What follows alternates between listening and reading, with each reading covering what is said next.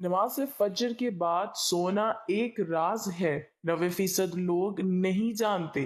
نبی کریم صلی اللہ علیہ وسلم کا فرمان لازمی سنیں۔ بسم اللہ الرحمن الرحیم۔ اسلام کے نزدیک عبادت کا مفہوم نہایت وسیع ہے۔ اسلام کا مطالبہ ہے کہ انسان کی پوری زندگی عبادت سے عبارت ہو۔ وہ اس طرح زندگی بسر کرے کہ اس کا ہر کام عبادت میں شمار ہو، اور اس کا واحد طریقہ یہی ہے کہ وہ اللہ کے بتائے ہوئے طریقے کے مطابق زندگی گزارے، ہر بات میں حکم الہی کو پیش نظر رکھے۔ اسلام اس بڑی عبادت کے لیے انسان کو جن ذرائع سے تیار اور اس کی تربیت کرتا ہے، عرف عام میں انہیں عبادت کہا جاتا ہے، لیکن دراصل یہ تمرینات عبادت ہیں۔ انہیں ارکان اسلام بھی اسی وجہ سے کہا جاتا ہے کہ اسلام کی عمارت انہی ستونوں پر قائم ہے۔ ارکان اسلام میں نماز سر فہرست اور پہلے نمبر پر ہے۔ ان تمام عبادات میں نماز کو جو اہمیت و فضیلت حاصل ہے وہ کسی بھی صاحب ایمان اہل نظر سے پوشیدہ نہیں ہے۔ نماز کی اہمیت کا اندازہ اس بات سے لگائیں کہ قرآن کریم کے ہر پیغام میں صلاۃ یعنی نماز کا لفظ حرف جری میں موجود ہے۔ ایمان کے بعد سب سے اہم رکن جس کا مطالبہ اہل اسلام سے کیا گیا ہے وہ نماز ہی ہے۔ نماز مسلمانوں کی دینی پہچان اور امتیازی نشان ہے۔ یہی وجہ ہے قرآن و حدیث میں اس کی ادائیگی پر بہت زیادہ زور اور ترک پر وعید موجود ہے۔ بفرمان نبوی صلی اللہ علیہ وسلم، نماز کی دین میں وہی اہمیت ہے جو انسانی جسم میں سر کی ہے۔ مومن اور کافر کے درمیان امتیاز کرنے والی چیز نماز ہے، لہٰذا جس نے اسے چھوڑا اس نے کفر کیا۔ اس وعید سے اندازہ لگایا جا سکتا ہے کہ اسلام میں نماز کی اہمیت کیا ہے۔ جو چیز جس قدر اہم اور ضروری ہوتی ہے اس کی بجا آوری پر اجر و ثواب بھی اسی قدر زیادہ ملتا ہے۔ چنانچہ نماز کا ثواب بھی اس قدر ہے کہ انسان اس کا تصور نہیں کر سکتا، لیکن 5 وقتہ نمازوں میں فجر کی نماز کی اہمیت و فضیلت سب سے نمایاں ہے، اور اس کی ادائیگی پر اجر و ثواب بھی دیگر 4 نمازوں سے زیادہ ہے۔ اس کی وجہ یہ ہے کہ فجر کے وقت دنیا نیند کی آغوش میں محو استراحت ہوتی ہے اور خواب خرگوش کے مزے لے رہی ہوتی ہے۔ لوگوں پر غفلت اور سستی کی چادر تنی ہوئی ہوتی ہے۔ ایسے میں نرم و گرم آرام دہ بستر کو چھوڑ کر اللہ کی اطاعت و محبت میں بارگاہ الہی میں سجدہ ریز ہو جانا بڑا پرمشقت اور نفس کو زیر کرنے جیسا مشکل کام ہے۔ اللہ تعالیٰ کی سنت یہ ہے کہ بندے کو جس نیکی کے کرنے میں مشقت زیادہ ہو اور نفس و شیطان سے لڑائی لڑنی پڑے، اللہ اس پر زیادہ اجر و ثواب عطا کرتا ہے، چاہے وہ نیکی کتنی ہی چھوٹی کیوں نہ ہو۔ کبھی آپ کے ذہن میں یہ سوال آیا ہے کہ اللہ نے ہمیں فجر کے وقت جاگنے کا حکم کیوں دیا ہے؟ کیا فجر کا وقت صرف ان قریب پڑھنے کا وقت ہوتا ہے، یا اس وقت کے پیچھے ایک راز پوشیدہ ہے؟ وہ راز کیا ہے؟ اس راز کو جاننے کے لیے ضروری ہے کہ ہم پہلے نماز کے بارے میں جانیں جو ہم پر دن میں 5 مرتبہ فرض کی گئی ہے۔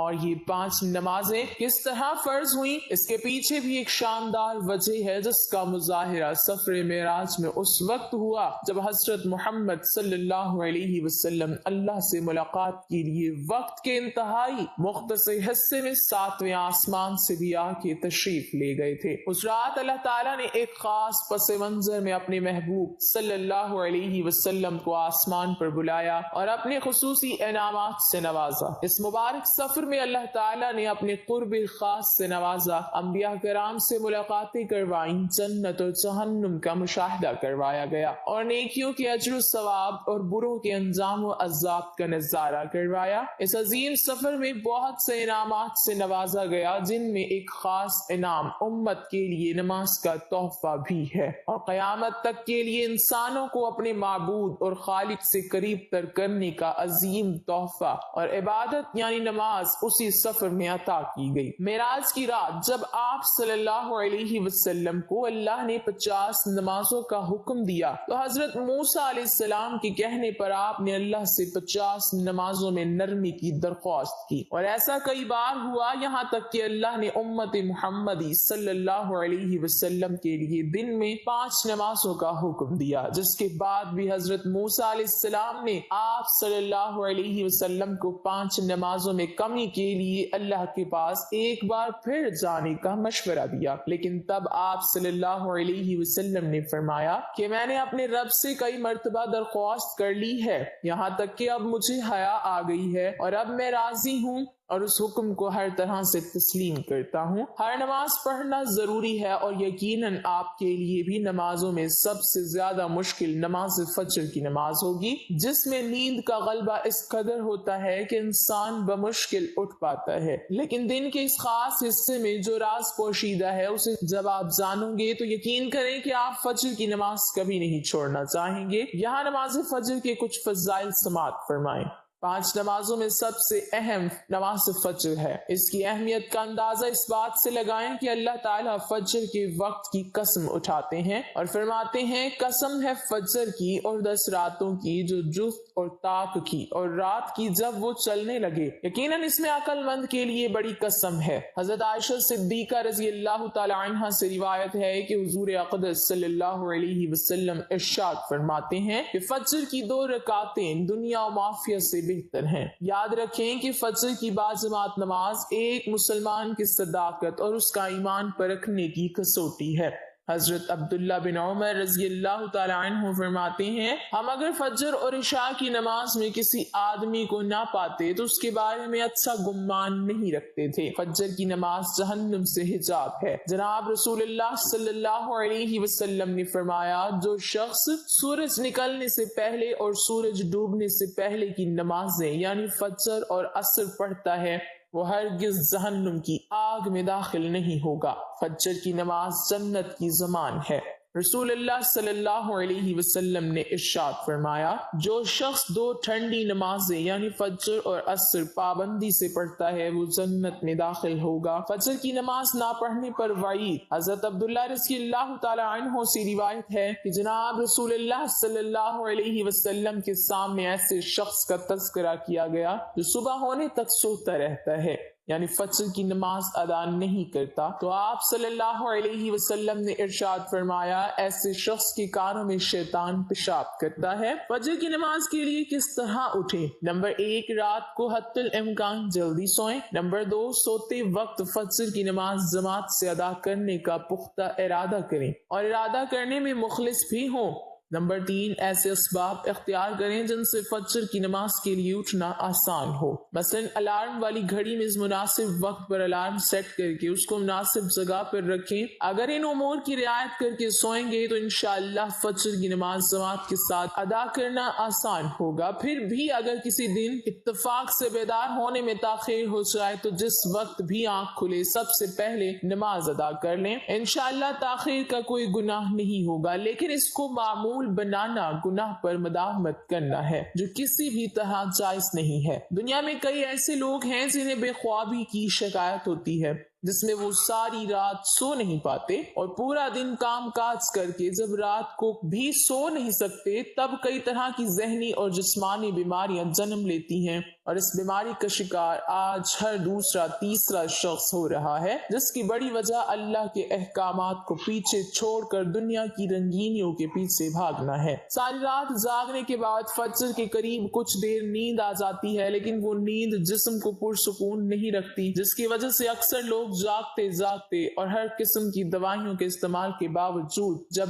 سو نہیں پاتے تو وہ اللہ سے یہ سوال ضرور کرتے ہوں گے کہ اے اللہ مجھے نیند کیوں نہیں آتی؟ آخر کیا وجہ ہے؟ بہت کم لوگ ہوتے ہیں جو اس کیفیت میں اپنے اندر پیدا ہونے والی اس آواز کو سن پاتے ہیں جس میں ان سے کہا جاتا ہے کہ بستر سے نکلو، نماز پڑھو، اللہ کا ذکر کرو، اور یقین کریں جو لوگ اس آواز کو سن پاتے ہیں وہ اس پر عمل کرتے ہیں انہیں تاحیات کبھی بھی بے خوابی کی شکایت نہیں ہوگی۔ اس حوالے سے ایک صوفی نظم ہے جسے ایک امریکی مسلم نے ترجمہ کیا ہے جس کا ٹائٹل ہے دوبارہ مت سو جانا۔ صبح کی ٹھنڈی ہوائیں ایک راز لاتی ہیں تمہارے لیے، دوبارہ مت سونا۔ خود سے پوچھو تم کیا چاہتے ہو، دوبارہ مت سونا۔ لوگ دروازے کی چوکھٹ سے آ جا رہے ہیں، یہاں 2 دنیایں ملتی ہیں، وہ دروازہ گول اور کھلا ہے، دوبارہ مت سو جانا۔ اس نظم میں بیان کردہ دروازہ ہماری دنیا اور دوسری دنیا کا ہے جہاں سے فرشتے ہر صبح اور شام کو اترتے ہیں۔ جن کا ذکر اس حدیث پاک میں ملتا ہے جس میں آپ صلی اللہ علیہ وسلم نے فرمایا ہے کہ رات اور دن میں فرشتوں کی ڈیوٹیاں بدلتی رہتی ہیں اور فجر اور عصر کی نمازوں میں ڈیوٹی پر آنے والے اور رخصت پانے والوں کا اجتماع ہوتا ہے۔ پھر تمہارے پاس رہنے والے فرشتے جب اوپر چڑھتے ہیں تو اللہ تعالیٰ پوچھتے ہیں، حالانکہ وہ ان سے بہت زیادہ اپنے بندوں کے متعلق جانتا ہے کہ میرے بندوں کو تم نے کس حال میں چھوڑا، تو وہ جواب دیتے ہیں کہ ہم نے جب ان کو چھوڑا تو وہ فجر کی نماز پڑھ رہے تھے، اور جب ان کے پاس گئے تب بھی وہ عصر کی نماز پڑھ رہے تھے۔ فجر اور عصر کی نمازوں کے اوقات میں سونے سے منع کرنے کے پیچھے بھی ایک بڑی وجہ ہے، اور وہ یہ ہے کہ سائنس کہتی ہے کہ صبح سورج طلوع ہوتے وقت اور شام کو غروب ہونے سے پہلے سونا نہیں چاہیے، کیونکہ صبح کے وقت زمین پر آکسیجن وافر مقدار میں فراہم ہوتی ہے، جس وقت ماحول تر و تازہ ہوتا ہے، اور یہ آکسیجن آپ کو دن بھر فٹ رکھنے کے لیے انتہائی ضروری ہوتی ہے۔ تو جو اس وقت سو جاتا ہے وہ اس تازہ آکسیجن سے محروم رہ جاتے ہیں، اور عصر کے وقت زمین پر آکسیجن کی کمی ہو جاتی ہے، تو اگر کوئی سو جاتا ہے تو وہ اس کی آکسیجن کی فراہمی کم ہوتی ہے، جس کی وجہ سے جب وہ جاگتا ہے تو اس کے سر میں درد اور طبیعت بوچھل ہو جاتی ہے، اور یہ بڑی وجہ ہے کہ دین اسلام میں ان دونوں اوقات میں سونے سے منع فرمایا گیا ہے۔ نماز فجر کے بارے میں ایسے بے شمار فضائل اور بھی ہیں جن کو ہم نہیں جان سکتے، اگر انسان ان کو جان لے تو کبھی کوتاہی نہ کرے۔ رسول اکرم صلی اللہ علیہ وسلم کا فرمان ہے، اگر وہ لوگ عشاء اور فجر کی فضیلت کے بارے میں جان لیں تو وہ بالضرور نمازوں میں حاضر ہوں گے، چاہے ان کو خود کو گھسیٹتے ہوئے ہی لانا پڑے۔ اب آپ خود اندازہ کیجئے کہ ایک طرف ان دونوں نمازوں کی کتنی فضیلت و اہمیت ہے، اور دوسری طرف ان کی ادائیگی میں کتنی سستی اور لاپرواہی برتی جاتی ہے۔ اللہ تعالی ہم سب کو 5 وقت نماز کی توفیق عطا فرمائے، آمین۔ ناظرین، کمنٹ باکس میں اللہ تعالیٰ کے 99 ناموں میں سے ایک نام ضرور ٹائپ کریں۔